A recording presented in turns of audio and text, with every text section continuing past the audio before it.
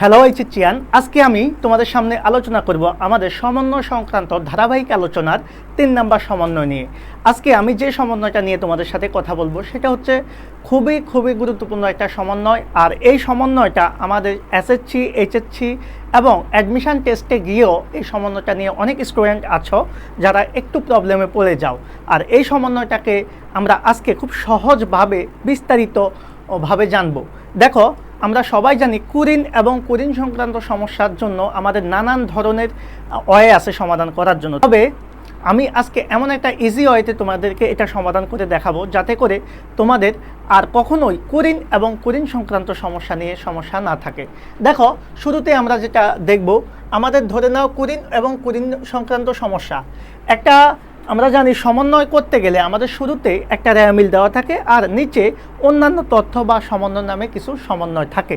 তো শুরুতে আমরা একটা কথা বলি, আমাদের রেয়ামিলে যা যা থাকবে সেগুলোর কাজ হবে মাত্র কয়বার? একবার। এই বিষয়টা আমরা আর্থিক বিবরণী করতে গেলে সবাই মনে রাখবো, রেয়ামিলে যাবতীয় আইটেমের কাজ বা হিসাবের কাজ হবে মাত্র একবার। আর নিচে অন্যান্য তথ্য বা সমন্বয় নামে যা থাকবে সেই অন্যান্য তথ্য বা সমন্বয়ের কাজ হবে কমপক্ষে 2 বার বা জোড় সংখ্যায়। 2 বারও হতে পারে, 4 বারও হতে পারে, 6 বারও হতে পারে, অর্থাৎ জোড় সংখ্যায় হবে। তাহলে এই বিষয়টা প্রথমে আমাদেরকে মাথায় রাখতে হবে যে রেয়ামিলে যাবতীয় আইটেমের কাজ হচ্ছে একবার আর সমন্বয়ের কাজ হবে জোড় সংখ্যায় বা কমপক্ষে 2 বার। এবার আসো, আমরা কিভাবে সমাধান করব এই সমন্বয়টা। আমরা সবাই আগে রেয়ামিলের যে হিসাবগুলো আছে সেই হিসাবগুলোকে একটু দেখি। দেখো, রেয়ামিলে বিক্রয় আছে। বিক্রয় একটা হচ্ছে প্রত্যক্ষ পরিচালনা আয়। এটা আমাদের কোথায় বসবে? এটা আমাদের বিশদ আয় বিবরণীর আমাদের প্রত্যক্ষ পরিচালনা আয়ের মধ্যে চলে যাবে। তাহলে বিক্রয়টাকে আমরা শুরুতে প্রত্যক্ষ পরিচালনা আয়ে নিয়ে আসলাম। এবার দেখো, প্রাপ্য হিসাব বা দেনাদার। প্রাপ্য হিসাব বা দেনাদার হচ্ছে আমাদের একটা চলতি সম্পদ, যেটা আর্থিক অবস্থার বিবরণী বা উদ্বৃত্ত পত্রে বসে। সেক্ষেত্রে আমরা কি করব? আর্থিক অবস্থার বিবরণীতে যখন চলতি সম্পদ লিখব তখন প্রাপ্য হিসাবটা চলে যাবে। তাহলে রেয়ামিলের আইটেমগুলোকে আমি জাস্ট বসিয়ে ফেললাম, বিক্রয়টাকে আমাদের প্রত্যক্ষ পরিচালনা আয়ে, আবার প্রাপ্য হিসাবটাকে আমরা চলতি সম্পদে লিখে ফেললাম। এবার আসো, রেয়ামিলে আরও 2টা হিসাব এখানে রয়ে গেছে। একটা হচ্ছে কুরিন এবং কুরিন সঞ্চিতি। শিক্ষার্থী বন্ধুরা, কুরিন এবং কুরিন সঞ্চিতি আসলে কি সেই বিষয়টা আমরা একটু জানবো। আমি একটা কথা সবসময় বলি, সেটা হচ্ছে এই যে কুরিন, খেয়াল করবা, কুরিন হচ্ছে আমাদের জন্য একটা পরিচালনা ব্যয়। কি ব্যয়? পরিচালনা ব্যয় বা পরোক্ষ পরিচালনা ব্যয় বা পরিচালনা খরচ। এই কুরিনটা হচ্ছে আমাদের পরিচালনা খরচ। কুরিনটা হচ্ছে দেনাদারের কাছ থেকে আমরা যে টাকাটা আদায় করতে পারি না সেটা। আর কুরিনের সাথে রেয়ামিলে যে কুরিন সঞ্চিতি থাকে, মাথায় রাখবা, কুরিন সঞ্চিতি থাকে, এটা হচ্ছে বিগত বছরের শেষে চলতি বছরের জন্য আমরা যে কুরিন ধার্য করেছি সেটার জন্য পূর্বে যে তহবিলটা সৃষ্টি করা হয়েছে সেই তহবিল। আর এই তহবিলের কাজ হচ্ছে চলতি বছরে যে কুরিনটা হয় সেই কুরিনের পরিমাণটাকে কমিয়ে দেওয়া, অর্থাৎ এই তহবিল থেকে চলে যাওয়া। যার জন্য আমরা কি দেখি, রেয়ামিলের যে কুরিন সঞ্চিতি, সেই কুরিন সঞ্চিতিটা সবসময় কুরিন থেকে বাদ হয় অথবা কুরিন সঞ্চিতি থেকে কুরিনটা কমে যায়। সেই সেন্সে আমরা কি করব? আমরা এই কুরিন এবং কুরিন সঞ্চিতিটাকে আমরা পরোক্ষ পরিচালনা ব্যয়ে অথবা পরিচালনা খরচের মধ্যে লিখব। প্রথমে আমরা কুরিনটা লিখে ফেলবো, ব্যয় হিসাবে 5,000 টাকা আছে, 5,000 টাকা লিখে ফেললাম। তাহলে কুরিন সঞ্চিতিটা আমরা কি করব? আমরা এই কুরিন থেকে কি করব? পুরাতন কুরিন সঞ্চিতি নামে বাদ দিয়ে দেব। আমি জাস্ট শুরুতে কি করলাম, তোমাদেরকে রেয়ামিলে যে কুরিন সংক্রান্ত বা কুরিনের সাথে যে যে বিষয়গুলো রিলেটেড সর্বোচ্চ পরিমাণ থাকতে পারে সেগুলো দেখালাম। তাহলে প্রথমে আমরা দেখালাম যে বিক্রয় কোথায় বসবে, কুরিন কোথায় বসবে এবং প্রাপ্য হিসাব বা দেনাদার কোথায় বসবে। এবার আসো আমরা সমন্বয়ের কাজ যাব। দেখো, এখানে যে সমন্বয় নিয়ে কথা আছে, শুরুতে বলা আছে অলিখিত বিক্রয়। ভাইয়া, অলিখিত বিক্রয় মানে হচ্ছে ধারে বিক্রয় বা বাকিতে বিক্রয়। ধারে বা বাকিতে বিক্রয় মানে হচ্ছে তুমি বাকিতে বিক্রি করেছো যেটা এখনও হিসাব করো নাই। তো আমরা যদি জাবেদাতে যাই, আমরা একটা বিষয় দেখব, ধারে বিক্রয়ের ক্ষেত্রে জাবেদা করলে আমাদের জাবেদা হয় দেনাদার ডেবিট। খেয়াল করবা, দেনাদার ডেবিট, বিক্রয় ক্রেডিট। তো এখান থেকে আমরা বুঝে যাচ্ছি যে আমাদের এই ধারে বিক্রয় সমন্বয়টা 2টা জায়গায় রিলেটেড। আগেই বলেছি সমন্বয় 2 জায়গায় যাবে, একবার হচ্ছে দেনাদারের সাথে যোগ হবে, আরেকবার হচ্ছে বিক্রয়ের সাথে যোগ হবে। কিভাবে? যেহেতু দেনাদার নামক সম্পদ বাড়ছে, সম্পদ বাড়লে ডেবিট, আবার বিক্রয় নামক আয় বাড়লে ক্রেডিট। তার মানে বিক্রয়ও বাড়তেছে, দেনাদারও বাড়তেছে। সেজন্য এই ধারে বিক্রয় যেটা, সেটা আমরা কি করব? একবার অলিখিত বা ধারে বিক্রয় নামে বিক্রয়ের সাথে যোগ করে দেব। আবার আমরা এই দেনাদার বা প্রাপ্য হিসাবের সাথে উদ্বৃত্ত পত্রে সম্পদ পাশে কী করব, দেনাদারের সাথে অলিখিত বিক্রয় বা ধারে বিক্রয় হ্যাঁ লিখে ফেলবো, যোগ করে ফেলবো। তাহলে এই কাজটা শেষ। তাহলে আমাদের অলিখিত বিক্রয় সমন্বয় শেষ।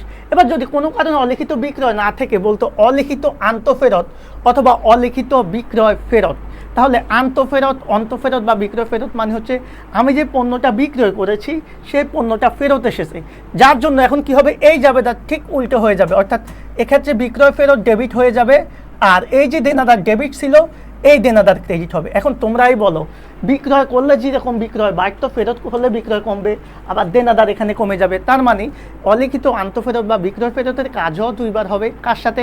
একবার বিক্রয়ের সাথে, আবার দেনাদারের সাথে, ঠিক আগেরটার বিপরীত।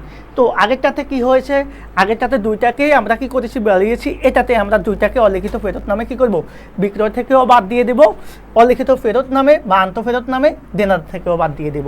তাহলে এই দুইটার কাজই শেষ। মজার বিষয় হচ্ছে যে কোনো একটা সমন্বয়ে হয় অলিখিত বিক্রয় হয় অলিখিত আন্তঃফেরত থাকবে, দুইটাই একসাথে থাকে না। আমি জাস্ট সমাধান করাবো, সেই জন্য টোটাল জিনিসটাই তোমাদের সামনে উপস্থাপন করেছি। এবার আসো, আমাদের এখানে নিয়ে আমাদের আর কোনো সমস্যা নাই, এই জিনিসগুলো আমরা সবাই বুঝেছি এতক্ষণ যাবৎ যতটুকু আলোচনা করেছি। এবার আমরা আসলে বেসিক মেইন আলোচনাতে চলে যাব, যেটা নিয়ে আসলে আমাদের কথা বলা উচিত এবং যেটার কাজই আমরা মূলত এখন করব, এবং তোমরা যেই অঙ্কটাতে সবচাইতে বেশি প্রবলেমে পড়ো। দেখো, আমরা এখন যেটা দেখাবো সেটা হচ্ছে এই যে অলিখিত ফেরত অলিখিত আন্তঃফেরত, এটা শেষ, এটা নিয়ে আমাদের কোনো কথা নাই। আমাদের এখন সমন্বয় যেটা প্রাপ্য হিসাবে 2000 টাকা আদায়যোগ্য নয়।